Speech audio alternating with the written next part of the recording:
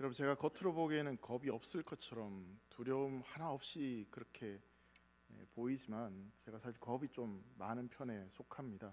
이 두려움이란 게 저도 있는데요. 가장 두려운 건 이제 가장 가까이 살아가는 저희 집에 있는 그 사람이 가장 두려울 때가 있고요. 이해를 못 하시는 것 같은데 뭐 직접적으로 말씀드리긴 좀 그러니까요. 왜냐하면 집에 가서 또 무슨 일이 생길지 몰라서 두렵기 때문에 말을 하지 않습니다. 여러분, 두려움이란 이 단어의 사전적 정의를 보니까 이렇더라고요. 어떤 현상이나 경험을 예상했을 때 우리가 가지게 되는 어떤 감정의 상태를 이 두려움이다라고 이야기를 하는데요.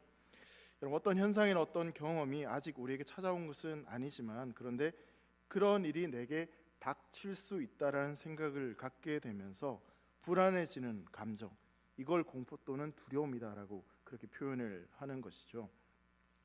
여러분, 우리가 살아가다 보면 그런 두려움에 사로잡힐 때가 있습니다. 그래서 그런지 모르겠지만 성경을 보면 이 창세기로부터 요한계시록에 이르기까지 수없이 많은 명령들이 나오지만 그 중에서 가장 많이 등장하는 명령이 바로 두려워하지 말라라는 명령입니다. 왜냐하면 우리는 이 두려워할 수밖에 없는 그런 연약함이 우리 안에 있기 때문에 그렇습니다. 죄로 말미암아 깨어진 이 세상을 살아가고 있고 우리 안에 그 죄의 속성이 있기 때문에 우린 두려움이란 것을 가질 수밖에 없는 그런 존재다라는 것을 이야기하는 것이죠. 여러분, 우리는 그런 두려움과 또 그 두려움에 사로잡히게 되면 앞으로 나아가지도 못하고 또 뒤로 물러서지도 못하는, 아무것도 하지 못하는 그런 절망과 낙심을 종종 경험할 때가 있습니다.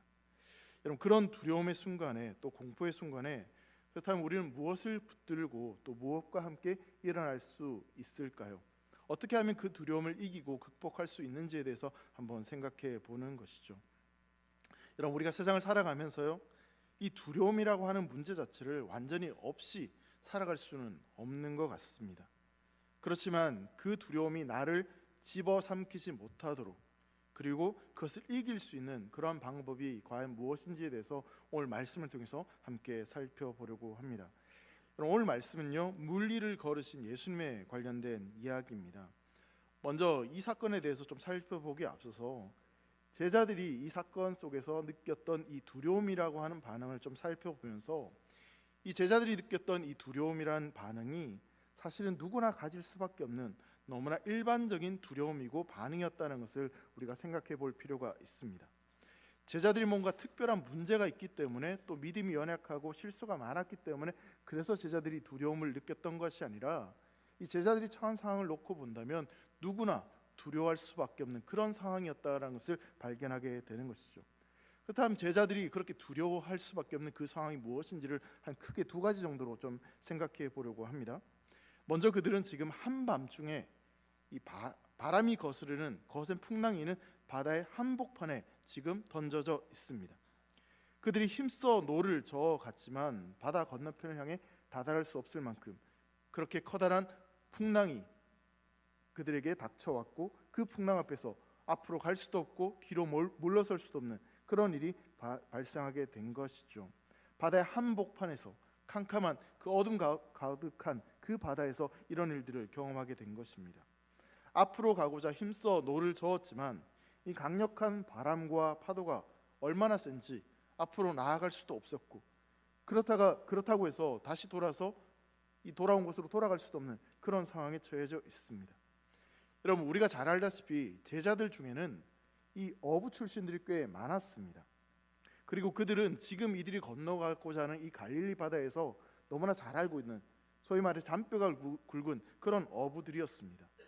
능숙하게 어떤 바람과 그 바다와 싸워서 항해를 할 수 있는 능력들이 있는, 충분히 있는 그런 어부들이었다라는 사실이죠.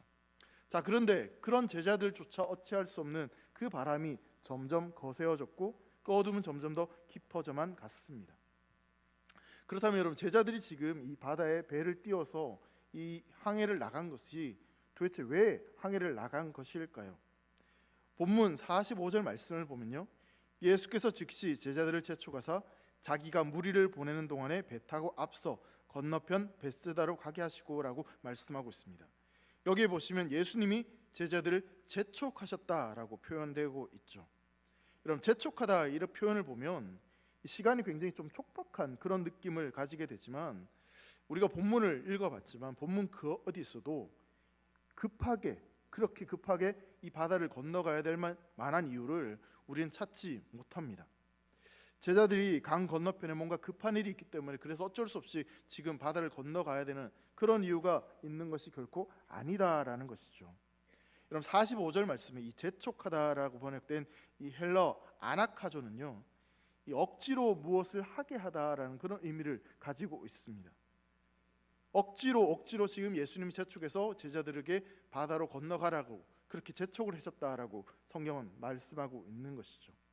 여러분, 오늘 본문 앞에 어떤 사건이 있었냐면, 우리가 너무나 잘 알고 있는 이 보리떡 5개와 물고기 2마리로 5,000명이나 먹는, 남자면 5,000명이 먹었으니까 거기에 아마도 약 2만 명 정도가 그렇게 배불리 먹었던 그 사건이 오늘 본문 앞에 일어난 사건입니다.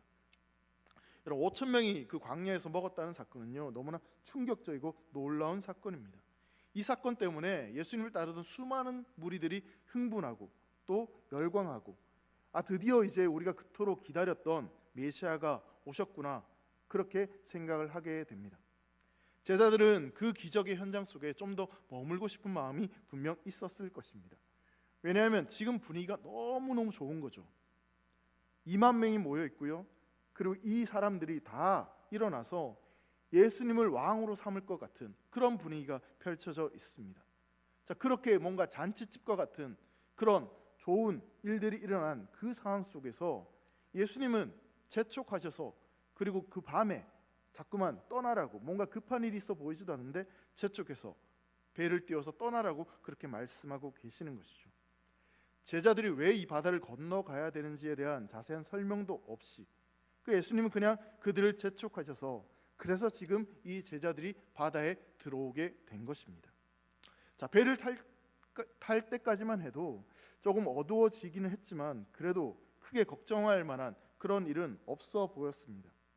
힘써 노를 젓고 바람만 잘 타면 금방 건너갈 수 있을 것처럼 생각을 했죠. 자, 그런데 갑자기 바람이 불어오고 이 바람으로 인해 파도가 일어나기 시작하더니 이 바다에서 잔뼈가 굵었던 예수님의 제자들, 어부 출신 제자들도 어떻게 배를 통제할 수 없을 만큼, 아무리 힘써 노를 저어도 더 이상 배가 나아가지 않는 그런 일들이 발생하면서 이 광풍이 그들을 집어삼키려는 그런 위험천만한 그런 상황들이 펼쳐지게 됩니다. 여러분, 같은 사건을 기록한 이 병행 본문인 마태복음 14장 24절 말씀 보면요, 이렇게 기록되어 있습니다. 배가 이미 육지에서 술이나 떠나서, 그러니까 굉장히 육지를 떠나 있던 그런 상태다라고 말하고 있고요, 바람이 거스름으로 물결로 말미암아 고난을 당하더라라고 이렇게 표현을 하고 있습니다. 여러분, 여기에서 이 고난을 당하다, 고난이라고 하는 이 단어의 좀 더 정확한 의미는 경찰들이 범인의 어떤 자백을 받아내기 위해서 고문을 할 때 고문당한다라는 의미를 가지고 있습니다. 그러니까 제자들은 지금 이 바다 위에서 마치 누군가에게 고문을 당한 듯한 그런 고통과 어려움을 겪으면서 이 마음의 힘겨움을 그렇게 느끼고 있다는 것을 이렇게 표현하고 있는 것이죠. 여러분, 제자들이 지금 이렇게 힘들었던 이유가 어디에 있겠습니까? 물론 풍랑이 있는 것도 너무나 두렵고 힘든 상황입니다.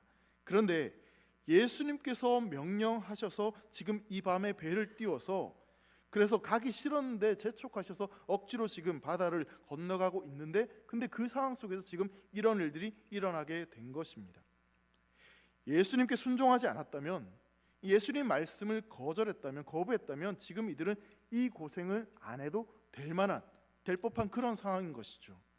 자, 그런데 지금 예수님 말씀에 순종했고 예수님 명령하신 대로 그렇게 배에 타서 떠났는데, 근데 그 배를 타고 떠났더니 이 바다에서 이런 엄청난 고통을, 어려움을 겪게 된 것입니다.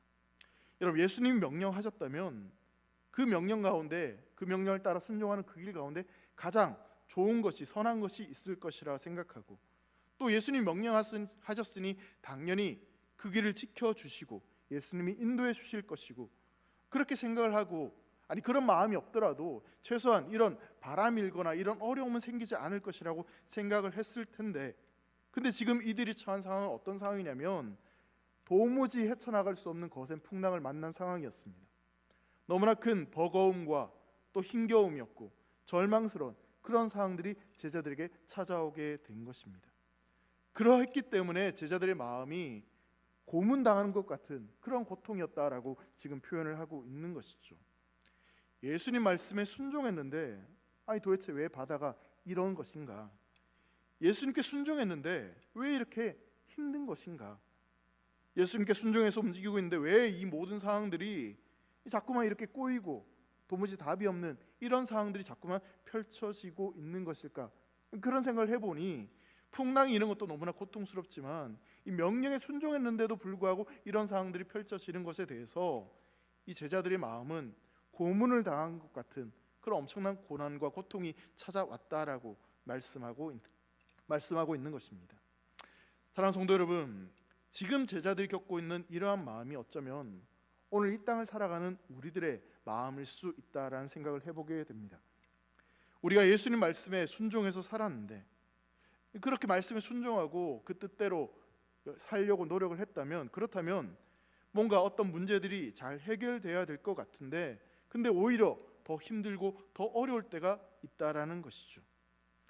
내가 예수님과 무관하게 살았다면, 말씀대로 순종하지 않고 그냥 내 마음대로 내 생각대로 살면서 그래서 그런 상황 가운데 어려움이 찾아왔다면, 그래 내가 말씀대로 살지 않아서 하나님 뜻대로 살지 않아서 그래서 이런 고통이 찾아왔을 것이다라고 그런 자신을 자책하며 그렇게 살아가도 될 것 같은데, 근데 지금 상황은 정말 주님 말씀에 순종하고 주님 때문에 그렇게 살아가고자 노력을 했는데, 근데 그런 말씀에 순종했음에도 불구하고 해결되지 않는 상황들, 아니 오히려 더 그 상황들이 나빠지고 더 어려움에 처해 되는 그런 상황이 되어질 때 우리는 정말 주님이 날 사랑하시는 건가? 정말 내가 주님 뜻대로 이렇게 살아왔는데 이렇게 살아가는 것이 정말 헛된 길이 아닐까? 그런 생각을 하게 되는 것입니다. 그러면서 몸도 힘들고 마음도 지치고 힘든 그런 상황들을 우리도 종종 경험할 때가 있다라는 사실이죠. 예수님 도대체 왜 나에게 이렇게 말씀하시고 이렇게 순종하기를 원하셨던 것일까? 또 그렇게 일을 시키셨다면, 그렇게 순종하게 하셨다면 최소한 바람은 안 일어나도록, 그래도 안전하게 갈 수 있도록, 축복은 안 주시더라도 그래도 그냥 평탄하게는 해주셔야 되는 게 아닌가, 그렇게 생각할 수 있다라는 것이죠. 제자들이 지금 처한 상황이 그런 상황이었기 때문에 제자들은 두려울 수밖에 없었습니다. 말씀에 순종했는데도 불구하고 바다에는 거세한 풍랑이 일어나는 그 상황이 제자들이 두려울 수밖에 없는 상황이었던 거죠. 그럼 그 다음으로 제자들이 두려울 수밖에 없었던 이유는 뭐냐면요, 제자들이 그렇게 공포와 두려움을 느끼는 그 바다 위로 걸어오는 유령을 봤기 때문에 그렇습니다. 밤 사경이 되었습니다. 여러분, 이것은요 로마인들이 가지고 있는, 당시 사람들이 가지고 있었던 그 시간에 대한 개념인데요, 이걸 우리 시간으로 계산해 보면 새벽 4시부터 6시 그때 사이라고 생각하시면 되겠습니다. 여러분, 새벽 4시부터 6시 사이 쉽게 생각하시면 우리 새벽 기도 오는 시간이라고 보시면 돼요. 가끔 새벽 기도 올 때요, 그럴 때가 있어요. 불이 다 꺼져 있지 않습니까? 갑자기 제가 문을 확 열면 그 앞에 있던 어떤 분이 깜짝 놀라면서 뭔가 유령과 귀신을 본 것처럼 깜짝 놀라실 때가 있어요. 근데 저를 만난 곳이 어디죠? 교회예요. 그리고 제가 누굽니까? 근데 저를 봤는데 깜짝 놀라면서 마치 귀신 보는 듯한 그런 경험을 하실 때가 있는 거죠. 여러분, 새벽 4시부터 6시 한번 생각을 해보세요. 캄캄하고 정말 어둡고 해가 뜨기도 직전 그런 상황입니다. 그리고 제자들이 처한 상황도 한번 상상해 보세요. 인간의 몸이나 마음이 가장 약해져 있고 힘써 밤새 노를 저었지만 도무지 어떻게 할 수 없는 그런 안타까운 상황들, 지쳐있는 그 상황들 가운데 제자들의 눈에 뭔가 희미하게 보이기 시작합니다. 뭐가 보였습니까? 바다 위를 걸어오는 어떤 형태, 사람의 형태, 그게 보이기 시작하는 거죠. 여러분, 이렇게 캄캄한 밤에 뭔가 좀 볼랑말랑하는 뭔가가 바다 위로 지금 뚜벅뚜벅 걸어온다고 한번 상상을 해보세요. 여러분, 그게 예수님이라고 상상할 수 있겠습니까? 그것도 이 유대인들이 가지고 있는 바다에 대한 어떤 개념을 놓고 본다면 진짜 예수님이라고 생각할 수 있는 그런 상황들이 도저히 되지 않는다라는 것이죠. 여러분, 우리가 바다에서 이런 일들 한번 경험했다고 생각해 보시죠. 해가 뜨려고 하는 그 캄캄한 밤에 그럼 바다에서요 이렇게 한번 생각해 보세요. 내일 아침 새벽 4시에 가셔가지고요 한강에 가셔가지고 한강에서 뭔가 뚜벅뚜벅 걸어온다고 생각해 보세요. 여러분 그게 예수님이라고 어서 오시옵소서 주님 여러분 그렇게 기대하며 바라보고 기대하실 수 있는 분들이 과연 있겠습니까? 죄송합니다. 여러분들의 믿음을 너무 제가 낮게 본 것인지 모르겠지만 저는요 생각을 해보는데 진짜 유령이라고 귀신이라고 그렇게 말할 수밖에 없을 것 같습니다. 앞서 말씀드린 대로 여러분 유대인들이 당시 사람들이 가지고 있었던 어떤 바다에 대한 개념을 놓고 본다면 더더욱 예수님이라고는 도저히 상상할 수 없는 그런 상황이었습니다. 왜냐하면 유대인들은 이 바다에서 무슨 일을 어떤 일들을 경험했던 일들이 별로 없었던 사람들이었습니다. 그러다 보니까 기본적으로 유대인들의 생각 속에는 바다는 두려운 곳이었습니다. 바다는 괴물이 사는 곳, 땅끝, 유령이 사는 곳, 공포, 두려움 이런 것들이 가득한 곳이 바로 바다다라는 그런 개념들이 이들 속에 있었습니다. 근데 그런 바다에서 사람의 형상을 가진 어떤 물체가 어떤 존재가 이 풍랑이 있는 바다를 뚜벅뚜벅 걸어서 다가온다고 생각했을 때 그 모습을 멀리서 희미하게 지켜봤을 때 여러분 그 상황 가운데 두려움을 느끼지 않을 사람은 아마 아무도 없을 것입니다. 희망이 사라지고 깊은 절망에 빠져가고 있는 그 무렵 나타난 그 모습 속에서 이들은 소리를 지르고 두려웠고 비명을 지르고 아 이제 끝났구나 정말 죽었구나 그렇게 생각할 수밖에 없었다라는 것이죠. 여러분 제자들이 지금 이런 예수님의 형상을 보고 참 바보같이 예수님도 못 알아봐? 여러분 그렇게 생각해서는 안 된다라는 것이죠.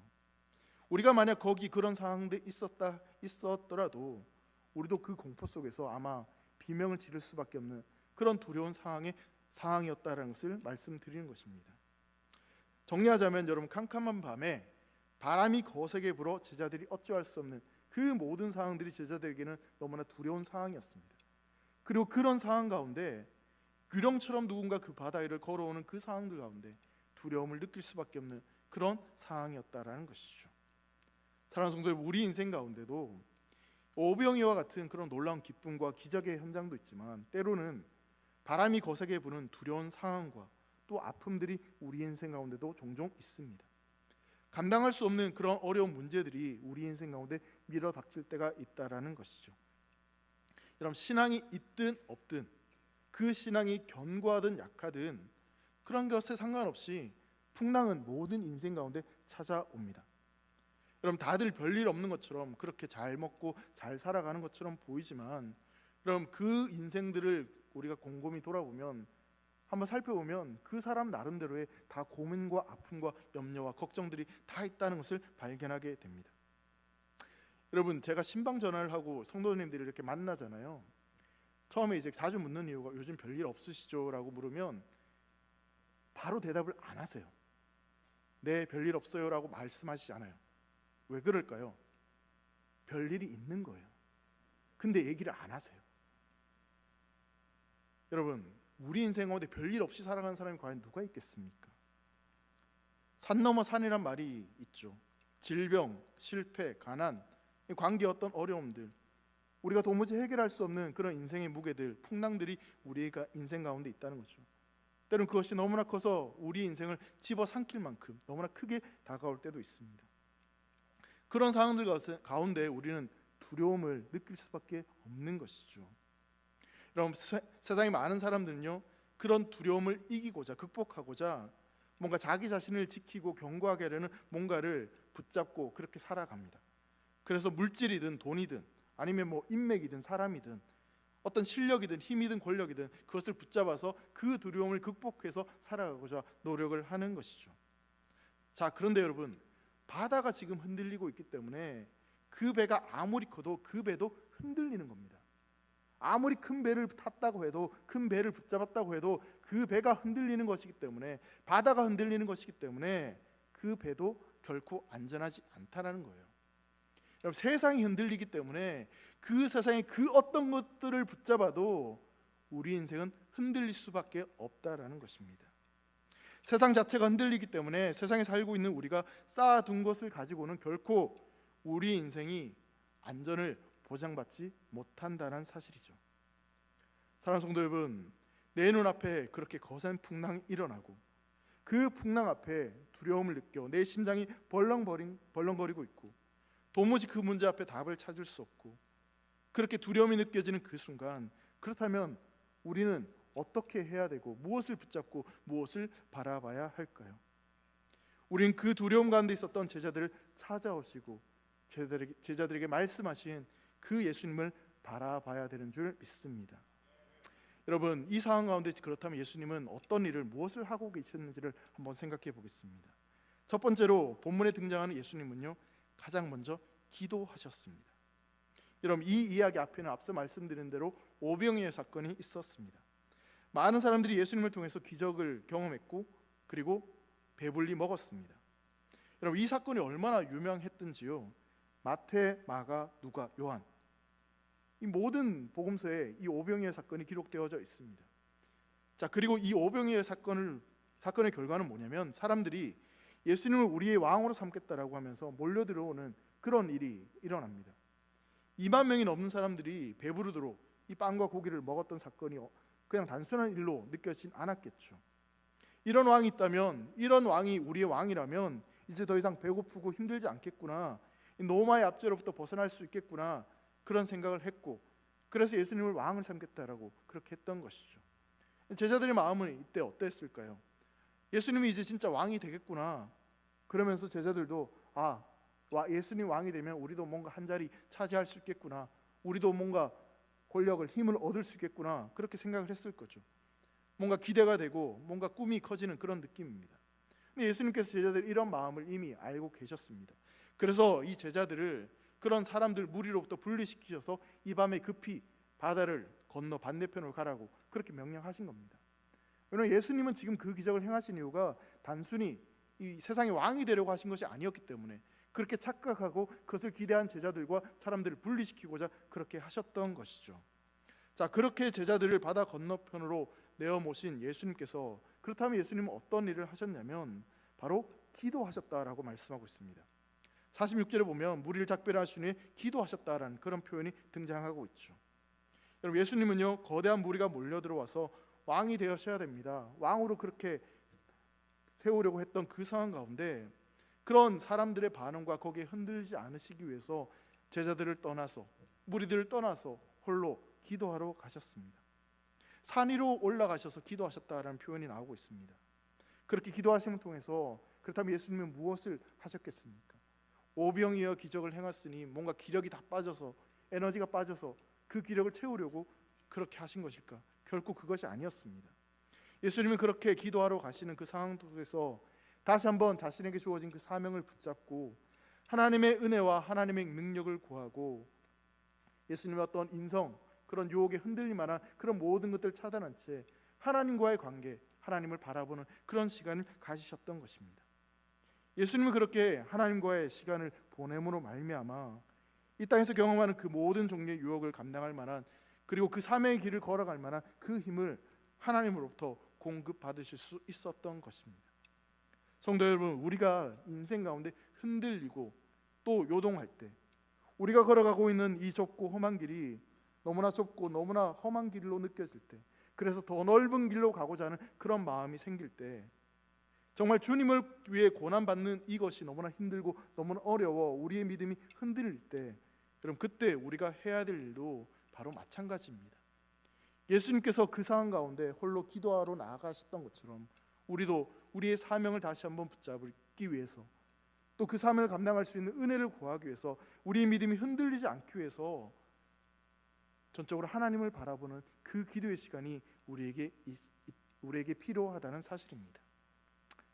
성도 여러분, 예수님의 능력이 바로 기도에 있다는 것을 우리가 기억한다면, 우리 역시 고난이 오기 전에, 고통이 오기 전에, 그 두려운 상황이 오기 전에 미리 하나님과의 관계를 맺는 그 기도를 바로 점검하고, 또 그 기도의 시간을 소중히 여기고, 또 비록 우리가 그 힘들고 어렵고 흔들리는 그 상황 가운데 있다 한다면 더 하나님을 찾고 기도하는 자리로 나아가는 사랑하는 성도들 되시기를 주의 이름으로 축원합니다.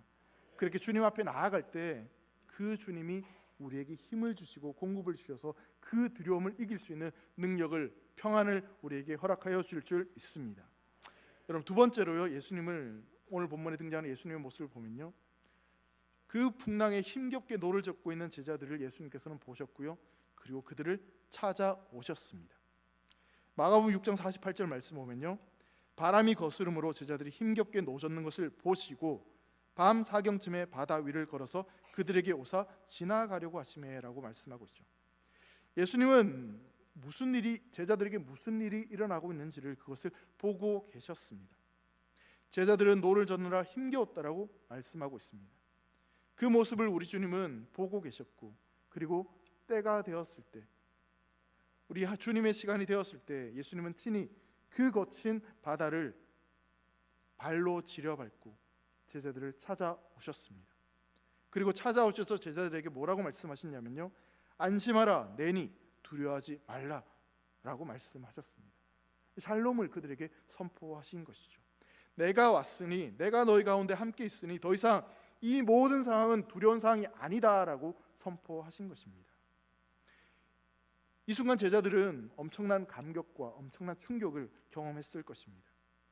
주님은 저 땅에, 무태, 산에 계신 줄 알았는데, 저 멀리 계신 줄 알았는데, 그래서 차마 그 바다 위를 걸어오시는 분이 예수님이라고는 상상할 수도 없었는데, 그런데 지금 우리가 이렇게 고난당하고 마치 고문당하는 같은 그런 고통 가운데 있는 그 상황을 주님은 알고 계셨고, 우리가 두려워하는 그 상황을 주님은 알고 계셨고, 그래서 그 모든 상황 가운데 친히 지금 바다 위를 걸어서 그렇게 우리에게 찾아오셨던 그것을 경험했기 때문에 제자들은 너무나 큰 충격과 놀라움을 경험할 수밖에 없었던 것이죠. 사랑하는 성도 여러분, 우리 예수님은 어떤 분이십니까?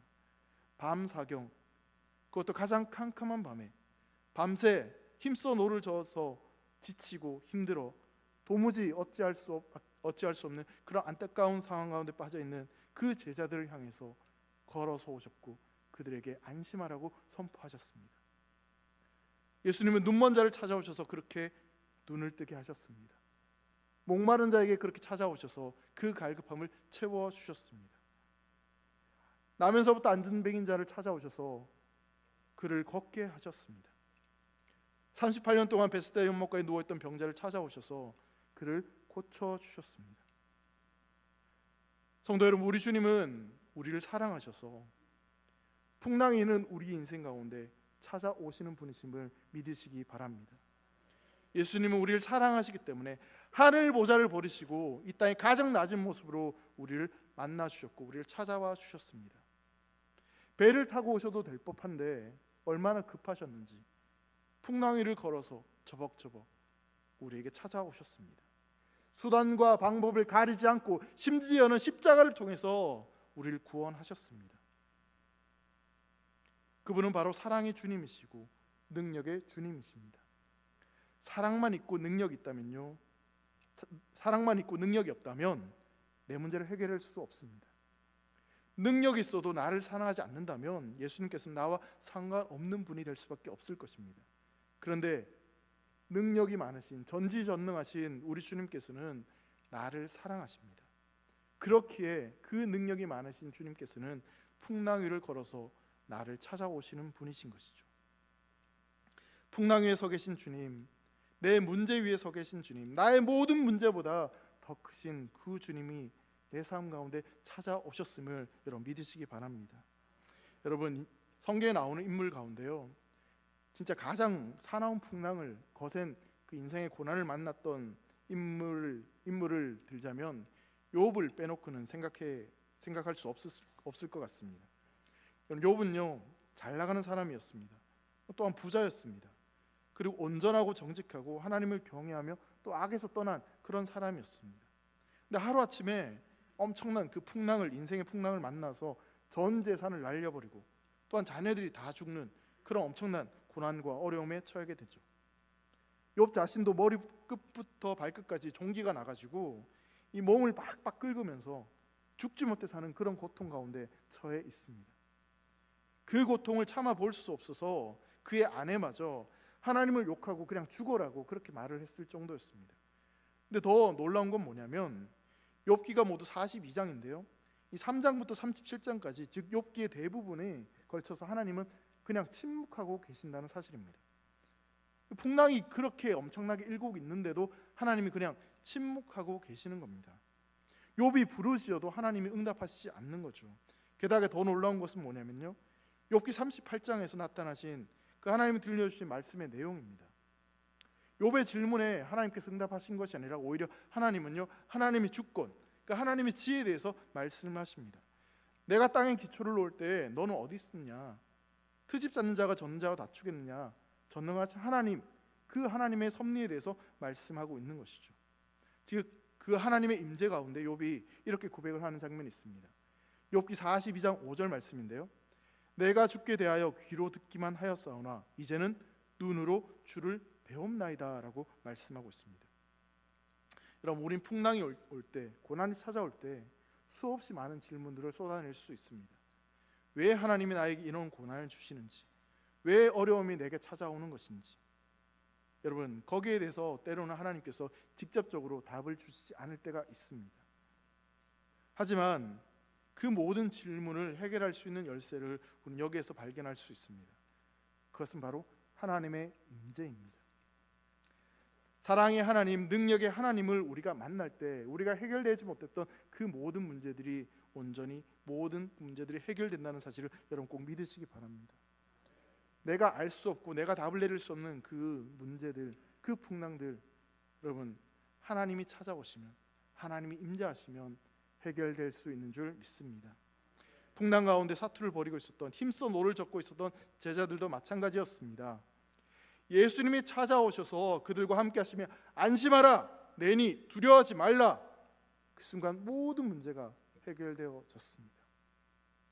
우리 인생에서 수없이 많은 어려움과 고통을 맞닥뜨릴 때 여러분 우리가 가장 먼저 해야 될 것은요, 그 문제를 해석하고 왜 내 이런 일이 일어나는지, 어떻게 하면 이 문제를 해결할 수 있는지, 여러분 그것도 필요할 수 있겠지만 믿음의 성도가 가장 먼저 해야 될 것은 바로 하나님의 임재가 있는 예배의 자리로 나오는 것임을 여러분 믿으시기 바랍니다.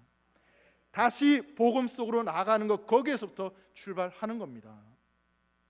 그 문제를 해결하기 위해서 이리저리 사람들을 만나고 뭔가를 하기 위해서 노력하고 애쓰고, 그게 먼저가 아니라 하나님이 임재하시면, 하나님을 만나면, 그 복음 속으로 나아가면 그 순간 우리의 문제가 말끔히 깨끗하게 해결되는 줄 믿습니다. 나의 문제보다 크신 하나님, 온 우주 만물을 창조하시고 그리고 독생자 예수 그리스도를 아낌없이 내어주신 그 주님이 나와 함께 하신다는 것을 믿는 그 믿음으로 나아가는 것이 바로 우리의 문제를 해결할 수 있는 유일한 길이라는 사실을 꼭 기억하시기를 바랍니다.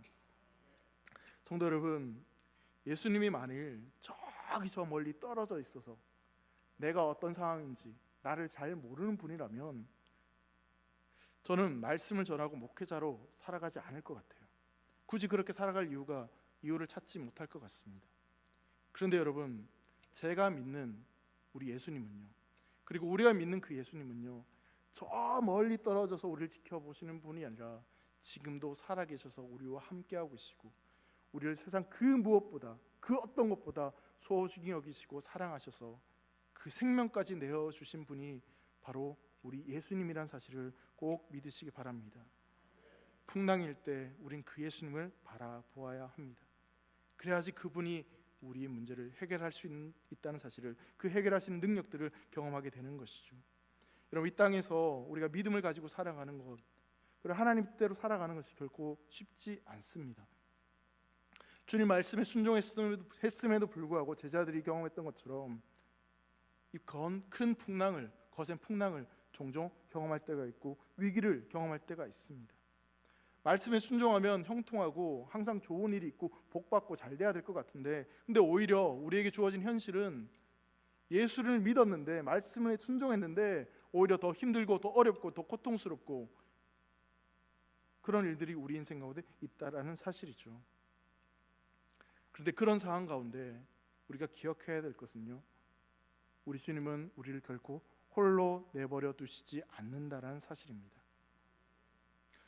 오늘 우리가 어떤 어려움 가운데 있다면, 어떤 두려움에 우리가 사로잡혀 있다면, 또 주님의 명령에 순종했음에도 불구하고 자꾸만 막혀서 도무지 어떻게 해야 될지 모르겠는 그런 안타까운 상황에 처한 분이 계시다면, 여러분 그 모든 상황 가운데 그것을 해결할 수 있는 우리 예수 그리스도를 바라보고 그분께 이 문제를 해결할 수 있는 능력을 간구할 수 있기를 간절히 소망합니다. 그분은 우리의 문제를 해결할 수 있습니다. 그리고 여러분 결국 어떻게 되는지 보세요. 53절과 54절 말씀을 보시면요, 건너가 게레사렛 땅에 이르러 대고 배에서 내리니 말씀하고 있습니다. 이 말씀이 어떤 의미가 있는 것일까요? 결국 그 풍랑을 지나서 그들이 가야 될 땅으로 도착했다는 겁니다. 요한복음 6장 21절 말씀은요, 동일한 사건에 대해서 이렇게 말씀합니다. 이에 기뻐서 배로 영접하니 배는 곧 그들이 가려던 땅에 이르렀더라. 여러분, 배가 어디에 이르렀다고요? 그들이 가려던 땅, 예수님께서 명하신 그 땅에 결국 이르렀다, 도착했다 말씀하고 있습니다. 그 풍랑에 배가 침몰했다? 아니요. 그 풍랑을 뚫고 그 배가 가야 될 곳으로 도착을 했다. 성경은 분명히 우리에게 말씀하고 있습니다. 그렇다면 우리 인생도 동일하게 우리에게 약속하신 그 말씀은 반드시 우리 인생 가운데 이루어진다는 사실을 여러분 꼭 믿으시기 바랍니다. 두려워하지 마십시오. 걱정하지 마십시오. 지금 잠시 풍랑을 만났다 할지라도 우리 주님은 여전히 나와 함께하고 계시고 그 풍랑을 뚫어 우리가 가야 될 곳으로 안전한 항구로 우리를 인도하시는 분이 바로 우리 하나님이신 줄 믿으시기 바랍니다. 여러분, 어느 날 어떤 한 남자가요, 톱밥이 많이 쌓여 있는 곳에서 값비싼 시계를 잃어버렸습니다. 너무너무 귀한 시계였기 때문에 그곳에 있던 주변 사람들과 함께 시계를 찾기 위해서 한 2시간에 걸쳐서 막 톱밥을 이리저리 막 뒤지고 뒤졌습니다. 근데 아무리 뒤져도 그 시계를 찾지 못하고 점심때가 되어서 잠시 점심을 먹고 그 뒤에 다시 찾아보자 하고 사람들이 그 톱밥에서 나왔습니다. 그렇게 사람들이 잠시 쉬고 있던 그 상황 가운데 어떤 작은 아이 하나가 그 톱밥 속으로 쑥 들어가더니 시계를 뚝 찾아서 갖고 오는 겁니다. 시계 주인이 깜짝 놀라서 아니 너 어떻게 시계를 찾았어? 이렇게 물어보니 이 아이가 이렇게 이야기합니다. 간단해요.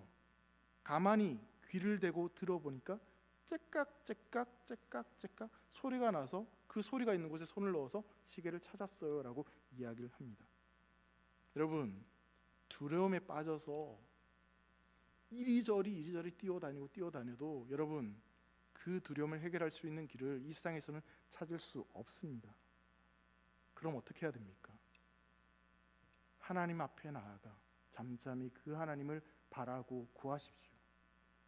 그때 우리 인생 가운데 있는 그 풍랑이, 그 문제가 해결될 수 있는 줄 믿습니다. 우리를 위하여 바다를 지려받고 그렇게 찾아오시는 주님을 만날 수 있기를 주의 이름으로 축원합니다. 우리의 문제를 해결할 수 있는 그 주님 앞에 나와 기도하고, 그리고 우리를 알고 계시고 우리를 지켜보고 계시고 우리를 찾아오시는 그 주님을 붙잡는 사랑하는 대길의 성도들 되시기를 주의 이름으로 축원합니다. 여러분들의 인생의 그 배 위에 우리 주님이 올라타셔서 그 거센 풍랑을 잠잠케 하시고 우리 인생의 안전한 항구로 가기까지 인도하시는 그 놀라운 주님과 동행하는 사랑하는 대길의 모든 성도 되시기를 다시 한번 주의 이름으로 축복합니다. 기도하겠습니다. 사랑하는 하나님 아버지, 감사합니다. 우리 인생 가운데 때로는 두려움이 있고 또 우리가 해결할 수 없는 풍랑이 있을 때가 있지만 그 상황 가운데서도 우리 주님이 여전히 함께하고 계시고 우리를 찾아오시는 분이심을 우리가 믿고 또 그 주님을 바라볼 수 있도록 은혜를 베풀어 주시옵소서. 세상에 들려오는 소식과 또 우리를 두렵게 하는 그런 세상을 바라보는 것이 아니라 우리를 찾아오시고 우리에게 생명까지 내어오신 그 주님을 바라보며 예수님을 믿고 살아가는 사랑하는 대길의 성도 되도록 인도하여 주시옵소서. 감사를 드리며 사랑하는 예수님의 이름으로 기도합니다. 아멘.